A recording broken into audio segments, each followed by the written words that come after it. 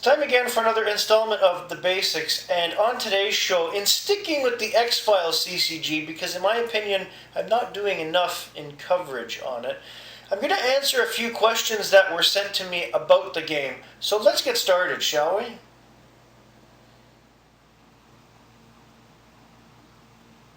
Now, just so there's no confusion, I am talking about the basic game and not the advanced game. If I was, I would mention that ahead of time. So, I'm going to start answering the questions posed to me.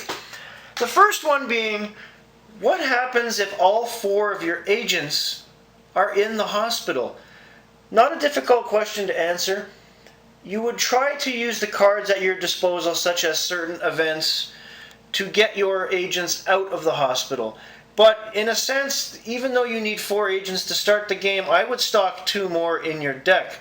That way, if you do run into this problem, you might have a lucky card draw in your hand and get one out sooner to replace anything. And plus, there is the possibility that some of those 4 agents in your hospital might end up dead and out of the game, so it makes sense to carry 2 extra agents. The second question was asked by a viewer, and they want to know what happens if you run out of event cards. Now, I've mentioned you want between, I think I said somewhere between 24 and 34 or 36 event cards in your deck. They are the mainstays. They make the game work. They do a lot of things. You should not run out of event cards by themselves. Because you have a large quantity of them, yes, you are going to use them more often, and because you can play 3 cards per turn, you want to use them. You should not run out of event cards. If you do, there's little you can do at that point because you might be very low on either bluffs or adversaries or anything else by the time you run out of your events. That takes me into the next question. What happens when both players exhaust their draw decks and neither of the players' X-File has been revealed? In this case, providing you still have agents and sites out on the table, I would suggest either finding a way to decide whether or not you want to end the game at that point as a draw, or reshuffle your discard pile. Of course, this has to be agreed on by the other player in a house game. Tournament rules are quite different. But in this case, because the question was based in house rules, I would just reshuffle and keep playing.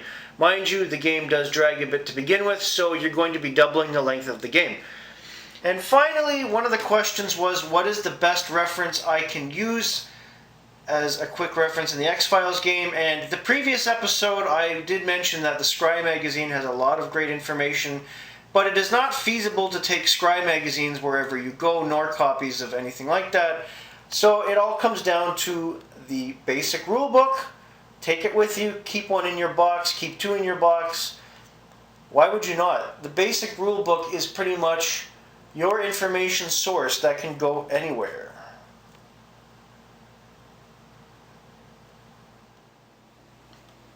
Now, I'm going to try to do more episodes based on the X-Files CCG in the next little while. As far as I've mentioned before, I've slowed down production of the basics mainly because of it's summertime.